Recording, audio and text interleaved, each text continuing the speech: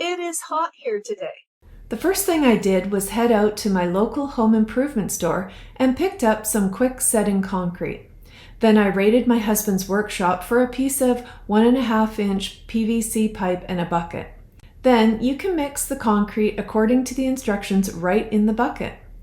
Wait for about 24 hours to make sure the concrete is set.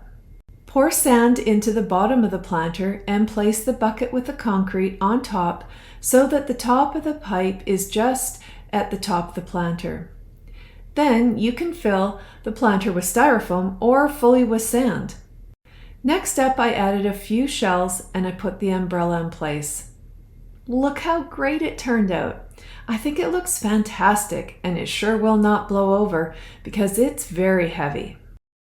Well, thanks everyone for joining me. I hope you like this project and will give it a try. Now it's time to relax. Cheers! Grab a large planter and saucer to create a versatile centerpiece for your outdoor table. You'll have the most flexibility if you choose a planter that is wide and low. Start by drilling holes in the center of both the planter and the saucer. A 2-inch drill bit will create a hole that is the perfect size for most standard outdoor umbrellas.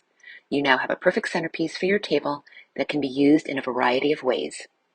To use for storage, place the planter over the opening on the table with the saucer turned upside down on top, then insert your umbrella. The saucer now serves as a lid, and the planter can be used to store all of your summer essentials. The planter can also serve as a handy ice bucket. Use the planter alone and fill with ice to keep drinks cold and easily accessible. The gap between the hole in the planter and the umbrella allows the ice to neatly drain as it melts. You can also use the planter and lid to create an easy lazy Susan. Place the saucer, right side up, on top of the planter. The sides of the saucer are the perfect height to securely contain condiments, napkins, coasters, and cutlery. And of course, you can use the planter as a planter. Place the saucer underneath the planter, insert your umbrella, and add your plants. No need to fill the planter with dirt. Simply place the pots directly inside, creating a colorful addition to your outdoor table. Today's project starts with a 5-gallon bucket and a 1.5-inch pipe. I got this scrap piece and I need to cut it and mark it just so it's not bigger than the bucket itself. And then I'm going to take the bucket and pour some nice fresh water in the bottom. That keeps the concrete from sticking. Once I get all the concrete in, I'm going to pour the rest of the water and then I'm going to mix it. You can do it by hand. If you do, just do a little bit at a time. I've got a paddle bit so I can go ahead and mix everything at one time. Now I got to stick the pipe in there and I don't want the concrete getting in the pipe. So I just took a little rubber glove that I had and I just put it on the end and start twisting it in there. Now make sure the concrete's nice and loose, give it a tap and measure it to make sure it's right in the middle of the bucket. Once I do that, let it sit up overnight, it's nice and strong. And now I'm going to go to my big planter pot. I'm going to get a scrap piece of wood and put it on the bottom to make sure it's not too big, not too small. And what I need to do is put some caster wheels on there. I need to put these all in all 4 corners, and they also help just in case when I put the bucket on there that I can roll it around. These look great. Now it's time to get a bigger piece of wood. I'm going to take the planter, put it upside down, and I'm going to mark it. But I don't want to put it right on the edge of the planter. I want to leave a little bit of a lip, as you can see here. So then I'm going to take my jigsaw and start cutting.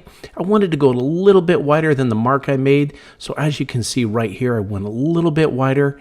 And that's okay. You can see it splintering a little bit on the plywood. That's fine because what I can do next is get the sander out and make sanding all the edges and all the top because I want to get it ready for staining.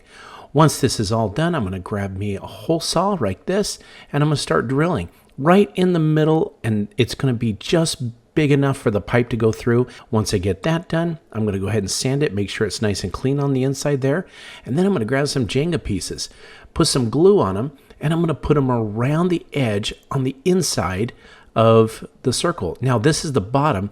Why we do this is because when it goes on the planter, I don't want it sliding off. Once these glued Jenga pieces set up, I'm going to flip it back over and it's time for my favorite stain. I wanted to go with a darker stain on this one, and I also wear gloves because it is oil-based and I don't want it to get sticky on my hands.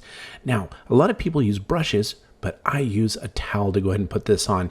I feel like I can get a lot better coverage with it and also get it right into the grain of the wood. And what I love about it is, especially when you use walnut, is it makes that grain just pop right out. I'm going to get this on there and let it dry, and then I'm going to go grab that piece of wood with the caster wheels, put the pot on it, stick the concrete in there, put the lid on, put my umbrella in, and look at this. It's easy to move around on concrete, but I've got a better spot for it. I'm going to put this in the backyard. I'm going to set up my chairs, put down my pot, put the concrete bucket in, put the lid on, and then I'm going to set the umbrella up. And it's going to be great to sit outside and not have to worry about the umbrella falling over or blowing away. Since my inflatable hot tub sits in the hottest part of my yard, here's a hack to keep it and me cooler during a hot sunny day. I'm positioning a bundt pan on top of the bottom part of an outdoor umbrella stand. The bundt pan provides an instant shelf where I now have a place to stash pool chemicals and sunscreen, making them super accessible right beside the tub. Or instead, I can fill up the bundt pan with ice cubes so I have an instant mini bar right where I need it most. Or throw in your soda cans for an instant cooler. Here's an idea to keep an outdoor table protected from the sun while being productive and pretty as well. I'm placing a full wreath in the center of the table with the bundt pan on top. Next up, I'm loading the pan with snacks, a drink, and napkins for a super fun snack caddy that's pretty enough to host a garden party. The umbrella keeps everything cool so you can indulge in a few of your favorite things in a pretty garden setting. The front of my house doesn't look so good. I'm going to head on down to the hardware store and I'm going to grab me a planter pot. I'm also going to grab me a heavy duty hose holder and I'm going to get a pre-pined post, really decorative. But first thing I'm going to do is take that pot.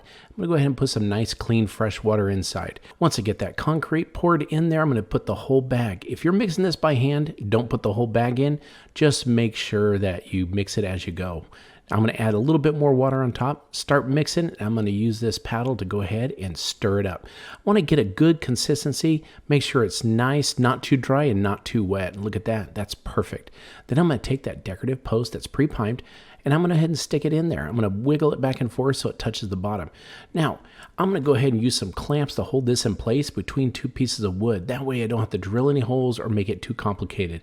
I got to make sure it's level though. That is important. So make sure you're on level ground and stick the level up there and make sure two sides are level and ready to go. Once it dries overnight, I can go ahead and take the clamps off, take the wood down, and look at that. It's set up really nice and strong at the bottom, and it holds really good. Something I regret doing is I should have painted the post first, but I didn't, so it's okay. What I'm going to do now is paint it all the way down to the bottom on all four sides, including the top. Once it dries a few hours, I'm going to go ahead and mark for a hole, pre-drill, and then I'm going to go ahead and put a closet door bracket up there. But I'm not going to put the screw all the way in because I want to be able to pull it down. And then once I got the top one in, go ahead and pre-drill and put the second screw in, and it held really good. Next, I'm going to go to the opposite side and I'm going to mark it for another hole. Again, like I said, pre-drill first and then put a screw in, not all the way. Let it stick out a little bit so you can slide that hose holder on top of there and go ahead and cinch it down. Make sure it's nice and tight, but also want to make sure you get it level. Once it is, go ahead and pre-drill for the second hole, put that screw in and tighten it all the way. It's going to make it super strong. Right at the concrete level though, I want to make sure I do some drainage holes because I can and will get some water in this. I'm going to put it in place and then I put some marble chips in there. I like the white look to it, but you can put some planter soil if you want and put some flowers and plants in. I'm going to go ahead and get that hose all ready, wound up, ready to go. Get the knots out, hang a plant on top. It's going to look good. Now, remember that nasty knotted hose in the beginning? Look at this. It looks so much better. And I didn't have to drill any holes in the side of my house to hang the hose up. I think this turned out really well. It was inexpensive and it's super strong and really decorative. Something that anybody can build. I hope this inspired you to go ahead and put up your own curbside appeal hose holder.